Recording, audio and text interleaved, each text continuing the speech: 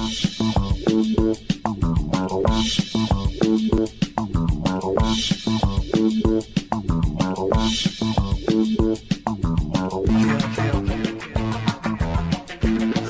welcome to Inside the Moms Club, where being a mom is the coolest place to be. Here in the Moms Club, we believe that what embarrasses you now will make a great story later. And let's face it, you don't laugh sometimes, you're gonna cry. Join us in having a good laugh together. I'm Monica Samuels. You are now inside the Moms Club, your private destination for all things mom. Welcome, amazing moms out there. Welcome to Inside the Moms Club.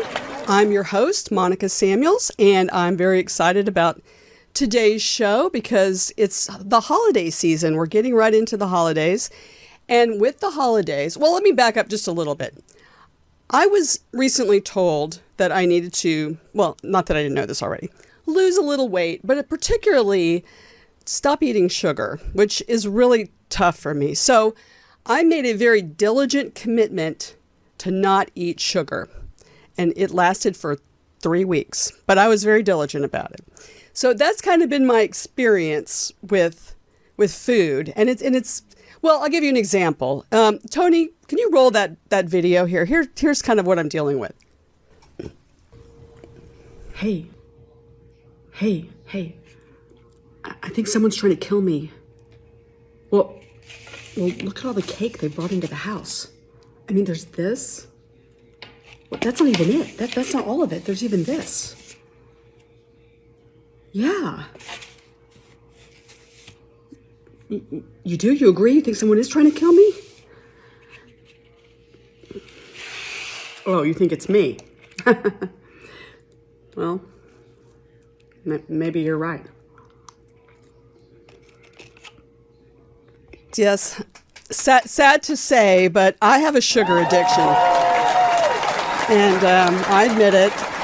And it's all you have to do is bring buttercream frosting into my house, and I will eat it with reckless abandon. And what you didn't see on that video, the cakes, I was showing you the other side of the cake. Half of it, each cake was gone. And I think I might have been responsible for each half being gone. So it's just not good. So I need to get back in the mindset that I had for those 3 weeks where I wasn't eating all the sugar in sight. And it's important now, particularly because, as I mentioned, we're getting into the holidays. So we have Halloween. So Halloween, is, of course, is the time when you buy all the candy that you secretly wish you could eat, and you hand off the pieces the stuff that you generally don't want, and you later eat. Like, for example, for me, Butterfingers. The kids never see the Butterfingers. Those get kind of moved to the side, and I eat all of those. And then you've got Thanksgiving, and Thanksgiving is it's a feast. Like at our house, the goal is to eat until you feel kind of almost sick. It's ridiculous. But you tell yourself, this is my cheat day. This is a holiday, so I get to cheat today. The problem is you keep right on eating because no one can even eat all the food that you bring in your house for Thanksgiving. So you've got these leftovers that go on for a while. And then just as soon as the leftovers are finished, well, then it's Christmas and New Year's. And with that comes, more eating and then a lot of drinking along with that. So, and then you jump right into January. And then, of course, in January, we have Dry January. And we go join the fitness club. And I have just to give you an example of what I'm struggling with myself. Years ago, I went through that whole holiday situation. And in January, I was practicing law in Dallas. I joined the local YMCA membership because I was going to get fit. I was committed to exercise. Well, I was very busy, so I never got over to the Y at all throughout the course of the year. And then one day in my mailbox, I got an invitation to their annual Christmas brunch at the YMCA. And I thought, I've paid a lot of money for this, and I haven't even gone once. So I should at least go. So for the whole year, I went to their Christmas brunch. That was my effort to exercise and get fit. So I'm confessing here myself that I need help, which is why I'm thrilled, beyond thrilled, that today we have a guest who I know can help me with this problem and help you out there if you're similarly struggling with sugar addictions and difficulty, getting on track and putting it all together. She is the Fit Foodie, a TV chef, nutrition coach, author, a patented inventor of Eat Cleaner and the Grow Green line of products. She's got a great new book, Eat Like You Give a Fork. And she's the host of the Recipes for Your Best Life podcast. She's appeared on the Food Network. She's responsible for over 400 great recipes. We are so thrilled to welcome Maria Ibrahim. Welcome to the Moms Club. Thank you, Monica. It's so nice to be with you guys. Well, I am thrilled. So this is going to be a very important show because I think you can help as we're getting into the holidays and moms are going to listen to this and you can give us a path we can follow to commit ourselves to not get into the situation where by January we don't even fit in the clothes that we got for Christmas because we kind of ate our way through that, and really stay committed to that. So, what's your recommendation as we move into the holidays? How do we stay on task, and what should we be doing to tackle the holidays as they come up? Well, there's so many strategies, but first of all, I want to just commend you for kind of your confession because I think a lot of people suffer from the same thing, sugar addiction. Sugar is more addictive than crack cocaine. I mean, it absolutely is a drug. And you have to kind of just first admit it, that you have a problem, that there is something that's got a stronghold on you so that you can actually address it, because it is important. Sugar is not just sugar. It's the precursor of diabetes. It is directly related to heart disease. And for women over the age of 40, especially over the age of 50, heart disease is the number one killer. And it's the number one killer of women globally. And we become much more at risk of that. And sugar is a big contributor to our risk. So it's really beyond just kind of like, it would be nice to lose some weight. It has such a direct correlation to our cardiovascular health in particular. So I think it's really important that we come to the table just with this understanding that it can be an addiction, just like a drug addiction, and that when we tackle it, we're really making strides to get rid of something that has a stronghold on us so that we do overcome it. It's not just kind of like a nice to have. It's like, okay, I do need to get over this because I want to live a long, vibrant, and thriving lifestyle and not just fit into my clothes. So do you start to break it by recognizing that is a bad drug? That's a drug to me. It's unhealthy for me. It's going to have a bad effect. I can't have that any more than I can shoot up heroin or whatever. It's going to kill me. Literally. Is that the mindset that you have to take with sugar and just say, I have to stay away from it, cold turkey, get away from it? Or I know some people, and I've tried this too, like with stevia, or you try some other sugar substitute where you get the sweetness, but you're not consuming actual sugar. I mean, which is the better way, to just cold turkey say that is so unhealthy, I can't have it, or find substitutes for it? I think it's a combination of the two. So the very beginning of my book, Eat Like You Give a Fork, The Real Dish on Eating to Thrive, it's all about retraining your taste buds. And I've never seen anybody really talk about this. So I thought it was important that I begin my book this way, because we all know what you're supposed to do to eat healthy. I mean, we all know you're supposed to eat a lot of greens, and you're supposed to eat good protein and quality fats, and, fill up on vegetables. But a lot of people just don't have a taste for it. Their taste buds have become so dull that all they really desire is sugar and highly processed foods that are really salty. And physiologically, if you stick out your tongue, on the tip of your tongue are your sugar and salt receptors. So it's literally there. The first thing that's getting fed on the tip of your tongue are sugar and salt.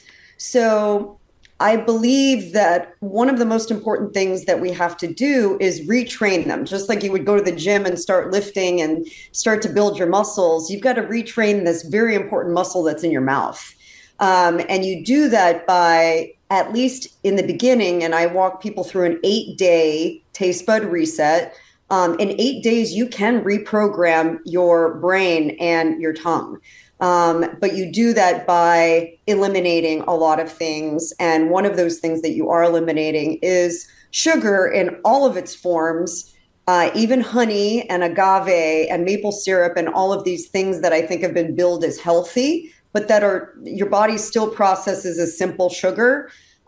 We push those aside, but then we focus on whole foods that help to actually build muscle, boost your metabolism, and burn fat, because the majority of your success is really what's on the end of your fork. Exercise is just to help boost that, but 90%, and any trainer will tell you this that's worth their salt, that your ticket to fitness and to getting fit is on the end of your fork. It's not in the gym. So yeah, you're not going to exercise your way out of bad food decisions. Never. Yes. Never, because food's information. It's not just a calorie. Food is information. So when you eat it, your body is then taking that and processing it, and it's either building your house or breaking it down. So sugar is not just a calorie that you then burn off. Sugar has already become part of your DNA and your genetic blueprint. So, if you think about it that way, then my motto is think before you bite. And by all means, I want the moms out there to understand me that I'm not saying you can never eat something with sugar in it again. But if you have a sugar addiction and it's a problem, it's like telling somebody that is addicted to drugs, you can do it every once in a while and it's okay. Well, you can't, because you're addicted to it, and it's a trigger. So you have to kind of get a hold of it so that you can maybe introduce a little bit at a time or sugar alternatives. But really the idea is focusing on other macronutrients like protein and fat and slow burning carbohydrates that your body will then use to build muscle and rewire what you crave. So in 8 days, by following your program, you can retrain your brain not to be so addicted to sugar, or to just retrain your taste buds to be able to do that. I mean, because I'll tell you, Monica, one of the biggest things that, especially for women, we tend to be carb junkies, right? We are always on the go. We're always doing stuff. Time is at such a deficit. So we're grabbing things to eat and we want to stay energized. And what's the simplest thing for your body to convert into energy? Sugar. So rather than reaching for the sugar every time, which just burns like tinder on a fire, if you eat more foods that help to satiate you and keep you fuller longer, your body just naturally starts to not need the sugar and the sugar fix.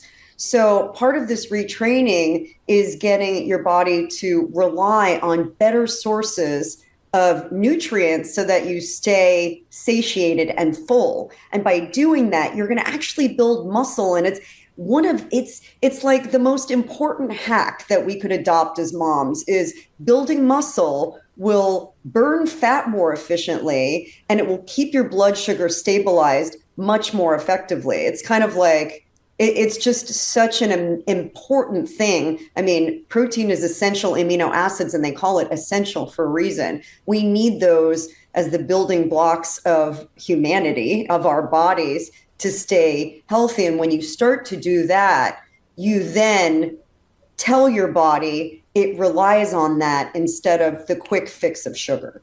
So one of the things that's supposed to make you feel fuller is vegetables. Eat a lot of vegetables. But if you're like me, I mean, I like broccoli. I like asparagus. I'm not a huge veggie eater. I mean, I kind of feel like that's forced. And anything I do to make vegetables more enjoyable to me are probably not good. Throwing a little cheese on my broccoli is probably not what I'm supposed to be doing. So how do you achieve that? I mean, if people who literally, they're just not in love with vegetables, but that's really important. Every diet I see is like, eat a lot of vegetables is going to make a huge difference in making you feel fuller and it's healthier. Yeah. Do you have any little tricks of the trade for dealing with that? Definitely. Well, first of all, vegetables, especially non-starchy vegetables, are full of fiber. And when you chew them, they're so nutrient dense. They do a beautiful thing. They kind of signal to your brain that you are full. Now, I will say not in and of themselves. I mean, it's important to have them as part of a balanced diet. But if you're just eating plates and plates of vegetables, you're never going to feel full and satiated. So having it as a complement to your protein and your fat is important. So that's number one. Now, how do you make them delicious? How do you make them so that you actually maybe crave broccoli over brownies, Monica? And I've seen it happen. You start one bite at a time. And I think we have to get out of our brains this idea that we have to do things. We get to do them. We get to enjoy this beautiful abundance of color and texture and flavor that's available to us. And we're really fortunate for that, So I think if you kind of change your mindset about it and recognize that it's building your body up. So I'm going to learn to enjoy it, but find the things that you really love. Maybe you don't love broccoli, but maybe you love romaine lettuce, or maybe you love sweet potatoes, or maybe you love carrots, or maybe you love bell peppers. Find those things that you love and start eating them in different ways. I've seen, like my son's a really picky eater. He loves spinach, but he doesn't like it cooked. But he'll eat a spinach salad all day long. So you have to play with texture. You have to play with flavor. I have a whole chapter in my book that deals with how do you learn to love leafy greens? Leafy greens are the number one most nutrient dense food that you can eat, and calorie for calorie, you get the best bang for your bite. So if you can love to learn leafy greens and add them to basically your everyday, it's one of the best things that you can do for your health. So learning how to, modulate fat and salt and acid with your leafy greens is important. Learning how to introduce fun spices and cooking techniques, and in some cases not cooking, eating them raw so you get all of the enzymes. I think you need to just give yourself that freedom to try different things. And I would suggest one of the most fun things that you can do is go to the farmer's market.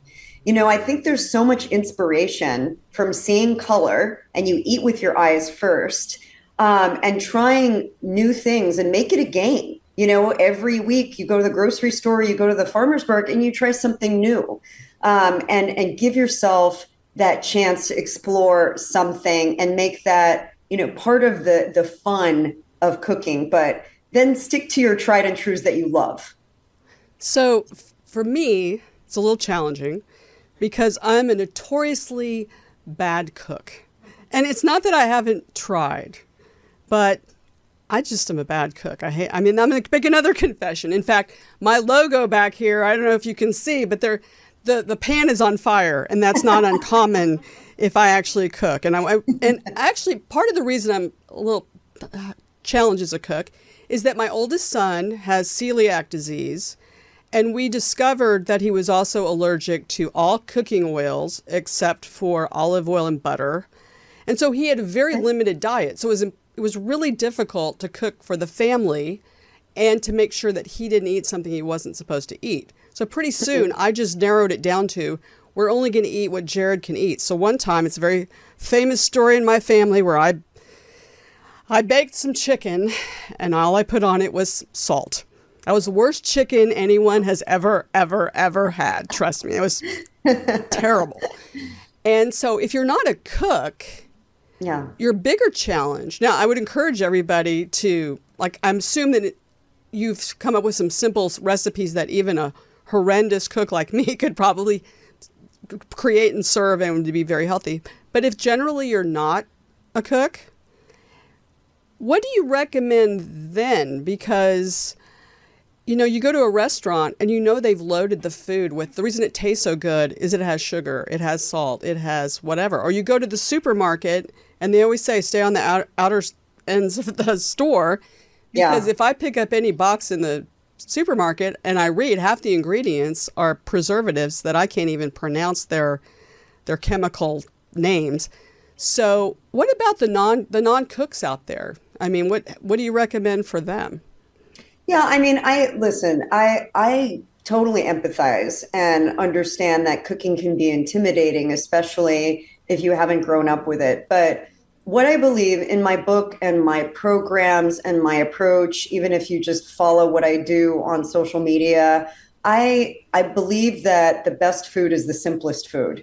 You don't need to cover up a beautiful, piece of chicken with a ton of heavy sauce and cream, but you just need to understand temperature and time and how certain things that are lean require moisture. So a chicken breast that gets cooked until it's just like a piece of leather is not going to be appetizing at all. But if it's poached in a cooking broth, like a chicken broth, a vegetable stock, and then it's seared at the end with lots of lemon juice, a little bit of kosher salt, pepper, maybe some fresh herbs, some rosemary or thyme, and just a simple technique like that, you can transform something and make it really delicious. And I'll tell you, the beautiful thing about the time that we live in is that there are so many foods that are now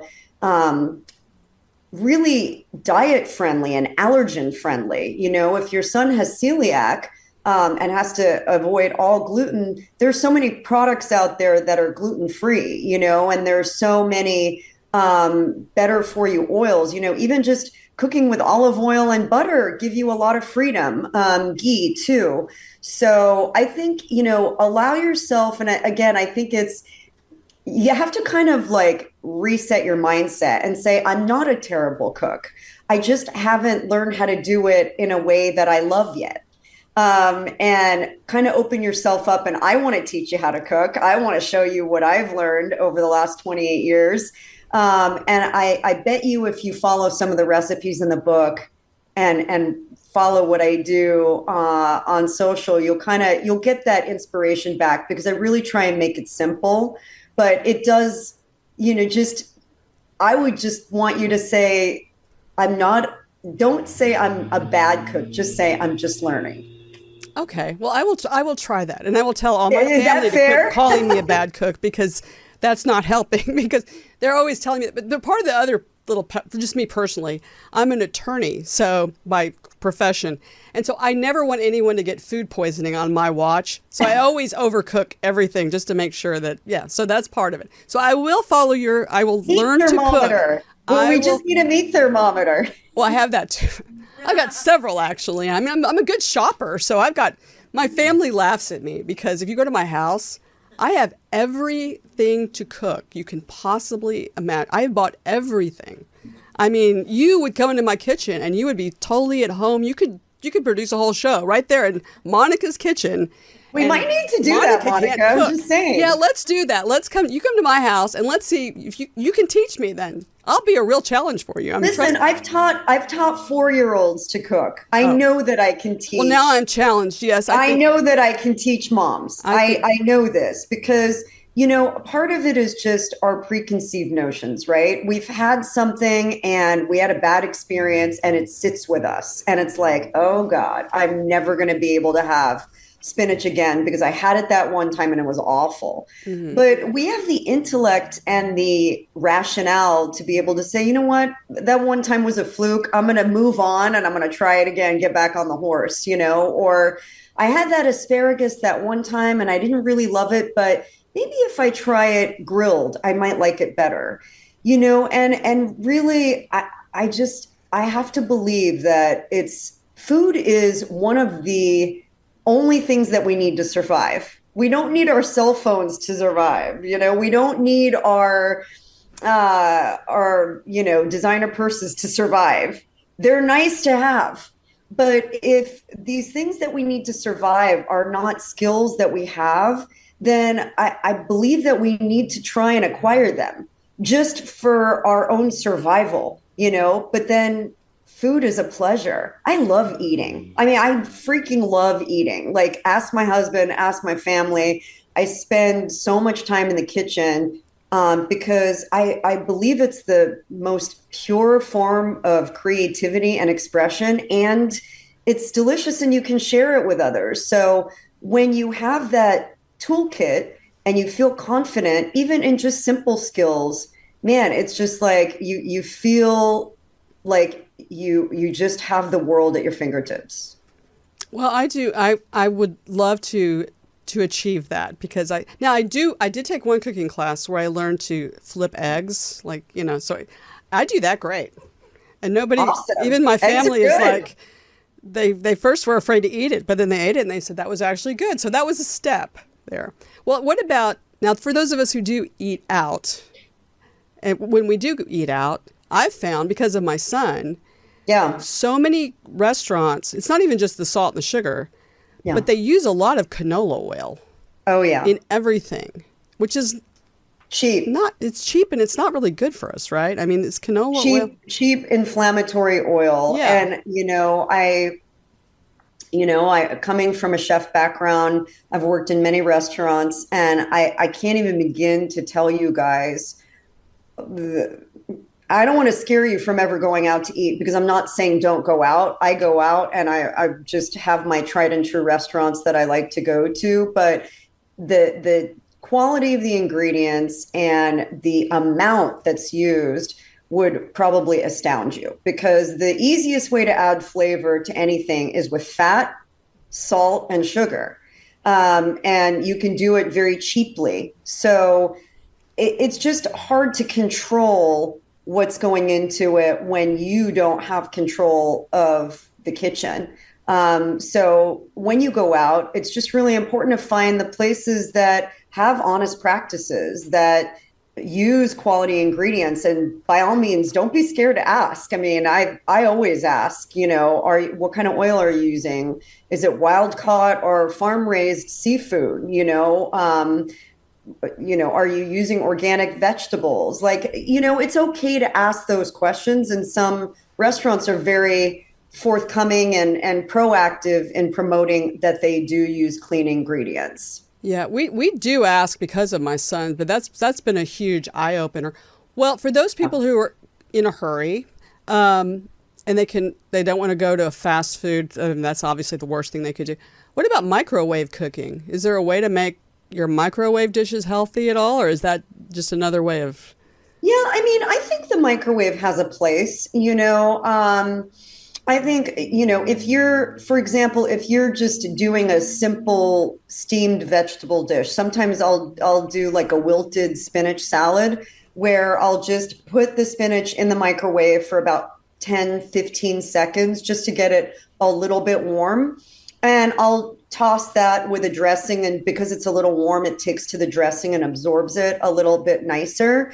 And then I'll assemble my salad from there. But I wouldn't necessarily rely on it cooking things like proteins, because you just don't get a nice texture to protein when you microwave foods. But microwaves have their place. It's great for things like sweet potatoes or beets or any kind of root vegetable that takes a little bit longer if you're in a hurry. And certainly, some things you can reheat, but never cook your eggs in there. Oh, okay. Well, I haven't, so that's good. They'll explode. They'll explode everywhere. Oh, you okay. can make a good mug cake in a microwave. I have a couple of recipes for mug cakes made with protein that are actually legit. And you could have like a flourless chocolate cake in your microwave in about 90 seconds. And I would say that's Wow. pretty good hack. Yeah, no, that's amazing. That's great. Well, I'm the one who doesn't cook, but we have some great cooks here who are our Zoomer moms who have a lot of great questions for you as well. So let's bring in our Zoomer moms. Awesome.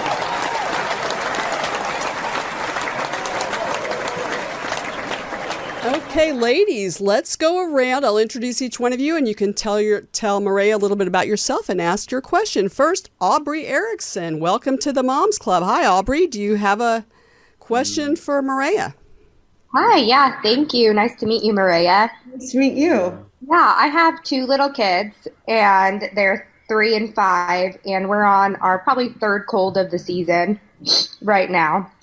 And so, what is your favorite way to get vegetables in with these little kids who just say everything's gross? Even though, I've been doing the whole introduction since they were 6 months, and now they're 3 and they have their opinions. And I think one of the easiest things for kids is a smoothie. Will your kids drink smoothies? Yeah, my 5-year-old loves them. My 3-year-old depends on the day. Yeah.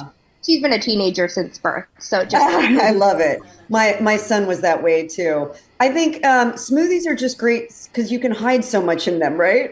You can put a handful of spinach and they'll never know the difference if you add a little cocoa powder because it disguises the color.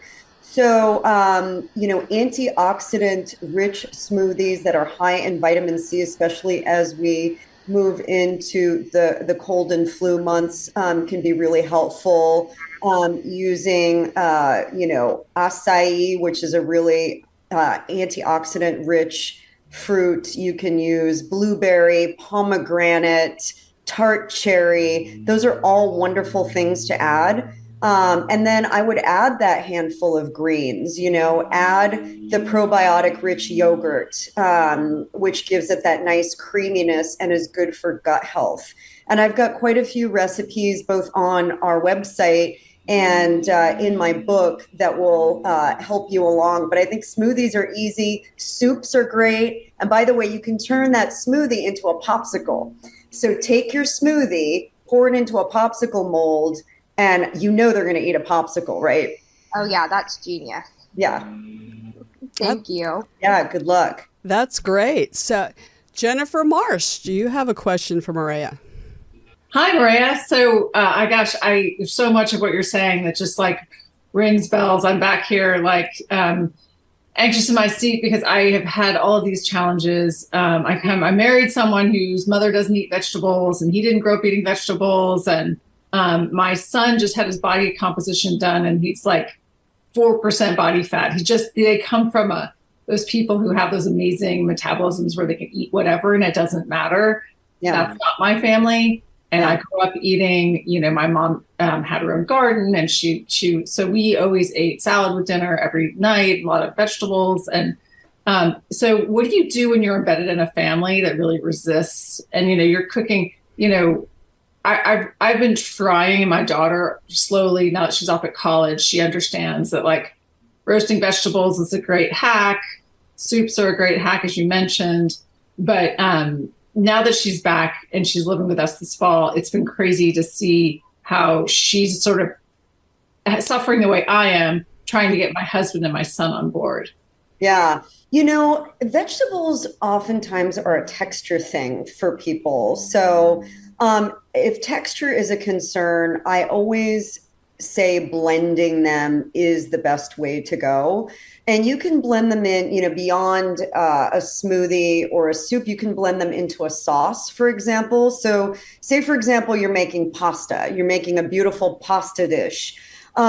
There's so much that you can put into a marinara. You can puree zucchini and greens and add your fresh herbs and your fresh tomatoes, eggplant even. I made an eggplant-based sauce. I'm Middle Eastern, so eggplant is a big part of our culture, and tomatoes. And I blended that in because my son has a texture aversion. Blended it into the pasta sauce. I made him gnocchi. He had no idea. So I think, we sometimes just need to get creative because if they see it, it's just they will automatically reject it. But if they don't see it, it's blended into other things. It it's so much more palatable. Also, another thing, I really like a creamy sauce because everybody loves a good creamy sauce. You can blend in silky things like avocado. I made a pesto yesterday and I blended in avocado and arugula and basil and walnuts. And it was just this beautiful, luxurious, silky pesto. And again, my son, who's texture averse, ate like a massive bowl of it. So I think just try and blend, get things smooth. You can do that in a food processor or a blender, or if you're making a soup, you can use a stick blender to get it nice and creamy and smooth. But as long as they don't visually see it, that is a great way to start. And then all of a sudden what ends up happening is they start to taste things and they don't even realize that they're liking those things. So then when you serve that eggplant next time and maybe they actually see it, they're like, oh, I like this. Because in the back of their mind, in the back of their memory, they've already had it. Very sneaky. I like that. That's Sometimes great. you got to be sneaky. That's great. I call it savvy instead of sneaky, call it savvy. Feels better. Yeah. Yeah. Helen Savage, do you have a question for Maria? Hi, Maria. Yes, I have a question. So I love to cook. My mom's a great cook. My dad always had a garden, so we ate everything homemade growing up, never anything, processed or anything. Unfortunately, my husband is not a very good influence on our 11-year-old daughter.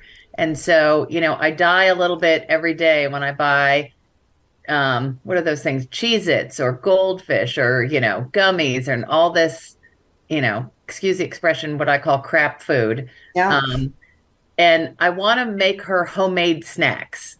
And, I found a recipe for homemade Cheez-Its. I found a recipe for homemade Goldfish. Have I gotten around to doing it? No, of course not, because I'm on a work trip, of course, for a week right now in San Diego. But how, and like my husband, I'll just go get her McDonald's, and it just kills me. And so how can I impress upon him that, and do you have any ideas for, smoothies are great. I buy the full fat, and probiotic yogurt at Costco in the big containers, the big bags of fruit. And then I, shove all the spinach. So I do all that and they love the smoothies, but I need something that like is a crunchy, salty, just great snack for her that she, and I've even made homemade gummies before. But she's just like, just get these. Or then she now has her own money and wants to walk to 7-Eleven and get, Gatorade and hot Takis and all this stuff. And I feel like I'm, just. I hear you. I really feel that. And I've coached a lot of women who are on their own wellness journeys. And a lot of that is just getting their family on board, right? Number one, I think really having a sit down with your husband first and foremost, because he's the other real decision maker in your family, right? And helping him understand why you want to do it, what it means to you. I think, I got remarried a few years ago. My husband is 6'5", supernaturally thin. He can eat whatever he wants. Same with my husband. Yeah. And, but for me, it's a real personal thing because I lost my mom and both grandmothers to stroke. And so it's very personal, why I eat the way I do, and I work out the way I do, and I live my lifestyle the way I do. And so he understands that and appreciates it. Does he go out to In-N-Out every once in a while and bring home crap food like you just said? Yes. But it's the more once in a while. And I think as opposed to once or twice a week or, exactly. I had to cook just to make sure, I made a big thing of chili, which they both love. It's my homemade chili, ground turkey and super healthy. And I use avocado oil in everything. I don't use any other than olive oil on salads. I cook with avocado oil all the time, which is, I feel like just a game changer with all the rest of the, oils on the market. But it just, we're older parents of an 11-year-old, and we're not going to be around forever to make sure she's making the right decisions as she gets older. So I just maybe what you do is you kind of just set up some boundaries. I like to set up boundaries where I just say, for the occasional treat that we go out for, maybe once a week, or once every couple weeks, we go out for it, but we don't keep it in the house. So it makes it feel like a treat versus it being just like something that's always there. There are good alternative options that are store bought out there. So, it's not as though there aren't better for you snacks. But, if you maybe bring those into the house and have those options, but then once every couple weeks, she gets her spending money and she can do whatever she wants with it. Yeah. I think you have to give them a little bit of freedom or else they do rebel. But focusing on how good you feel wasn't that good. It's so good for you when you eat this way and it does this, this, and this, helping to reinforce that. And maybe making some things with her when you are, I know you're a busy mom, but when you are home, bringing her into the kitchen, have her make that chili with you. Have her make. She does that. That's awesome. Have her make a snack. Have her, nuts are a wonderful snack too. She could make her own little trail mix with nuts and dark chocolate chips and coconut flake and, kind of make her own blend. And what's your daughter's name? Olivia, call it Olivia's Mix and put it in a jar with her name on it that says Olivia's Mix. And that's kind of her own blend. I think the more kids can take pride in what they do and what they bring to the table and make it ownable, the more they're going to enjoy it. And then Olivia's Mix has good stuff in it because we are what we eat. And if we're fresh, delicious, and good, then that's much better than, the alternate. Thank you. And just one thing I was going to say. So I just made up a new recipe for all of you out there. You take Costco's pre-prepared pesto, which is, very, very good. You can barely tell the difference. Take chicken thighs with the skin and the bone in, marinate them in the, Ziploc bag for a little while, throw them in the oven, and then the last 2 minutes, sprinkle on Parmesan cheese and turn on the broiler.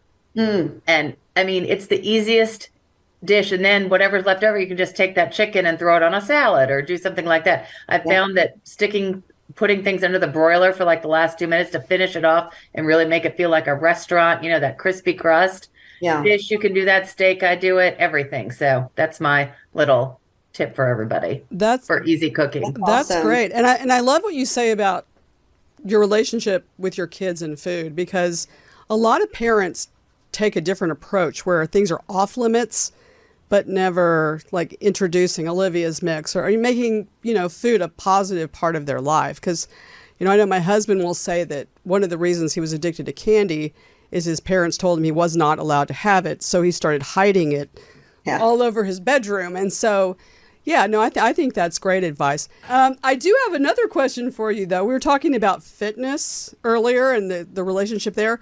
I have in my show notes that you did a bikini fitness competition at the age of 53. Inspire us there. How did you decide to do that? And what did you do? Yeah, boy. The last 2 years were really have been challenging. And I got remarried after being a single mom for 13 years. And that was in 2020. And we got married 3 weeks before the COVID lockdown. I had uprooted my family, 20 years living in Orange County, moved, closed my office for my business, became virtual, got married and got 3 new stepsons. It was a lot of change all at once. And I started going into perimenopause and my hormones just went freaking ballistic and everything just kind of went wonky. I was really depressed. I was having hot flashes like crazy. I was getting that menopause, that everybody dreads around that tire around my waist. And I have never really experienced all these, I had never experienced it. And honestly, I didn't really know what was happening because I have always gotten my period really regularly, and it just went from 0 to 60. It felt like in a matter of 2 months. And then I tore my ACL and my meniscus. So it was just, I just was in a bad place. And, you know, at the end of last year, I'm an MC for the Fit Expo. The Fit Expo was a large fitness, show. They have several shows around the West Coast, and I'm the MC for the cooking stage. And I noticed that they were doing a bikini competition, and I was watching these women, and I was blown away by the fitness of these women in their 50s. I was like, wow. Amazing, like so lean, so, beautiful build, not like what you think, like overly muscular, just defined, cut, and in their 50s. And I was like, dang, that's inspiring. I wonder if I could get there. And so I kind of put it on the back burner, and, January rolls around. Of course, we all have our desires to get, to our goals. And I was like, you know what? I'm just going to do it. I'm going to challenge myself. And I turned 53 this year. And I trained for about 4.5 months. But I really got serious the last 3 months. And a lot of it was just how I ate, definitely how I trained, building muscle, and a lot more strength training, muscle, building. But so much of it was just my diet. I ate 5 times a day, but it was, very protein rich foods, lots of veggies, and limited carbs. But I did have some carbs every day. And I got into the leanest I've ever been. I went from 22% body fat to 12. And I got on a stage in a little dental floss bikini, which, is not for everybody. But what it did for me is it really helped me also shatter a lot of the preconceived notions of what it means to be in your 50s. I think, we're often put on a shelf, and it's kind of like downhill from here, or so the media would like us to think, but it doesn't have to be. I look at, people like J-Lo, and, I just, her energy level, and I know she's a celebrity, but the point is, it just inspired me to think, what can I do? I'm just getting my new life started as a newlywed. I don't want to feel like I'm on the downhill. I want to feel better than ever. And I talk about it a lot on my show, Recipes for Your Best Life. So you can check out episode 99. I really went into detail on why I did it, but I'm really glad I did it. I don't know if I'll ever do another one again because it was a lot of work, but I'm glad I did it. That is great. That is very inspiring. And I have to say, years ago, my husband came home from a business trip to Palm Beach, and he brought me this little red string bikini that literally I could fit in the palm of my hand. I mean, it was that small. So I don't know what I've done with that because I didn't dare try to put it on then. But you've inspired me today. I'm going to learn to cook. And who knows, I might even enter a bikini competition if I really love it. I will so root you on inspired. So hard, Monica. Yeah, seriously. That would be quite an achievement. Well, thank you so much. Where can we find you? Everybody's going to want a copy of your book, Eat Like You Give a Fork. And where else can we find you on social media? Yeah, so I'm at Chef Maria pretty much everywhere. Instagram, Facebook. I mostly hang out on Instagram. TikTok, I have not conquered yet. I'm getting there, but Instagram is the biggest place. And you can also just, send me a message, maria@eatcleaner.com, and I'm happy to answer anything else you might need to know about. You can also find out, I'm building a new website at chefmaria.com. So stay tuned for that. That's launching at the end of the week. Well, great. Well, thank you so much. This has been so informative, and we've learned so much. I know I have. Well, we have some exciting news for Inside the Moms Club. We are partnering with some brands to have giveaways on our Instagram page at Inside the Moms Club. So if you follow us on Inside the Moms Club and you follow a few little rules that we're going to have, you have the opportunity to win some great items from some great brands and possibly even a copy of Eat Like You Give a Fork. I think that would be very, very great thing to share with moms out there. Well, our time unfortunately has ended, but we'll be back next time with celebrities and extraordinary moms just like you. We know your me time is precious and valuable. Thank you so much for spending it with us. Remember our motto. If you don't laugh sometimes, ladies, you're going to cry. And nobody really likes to cry. Not very often anyway. So keep laughing, ladies. We'll see you next time on Inside the Moms Club.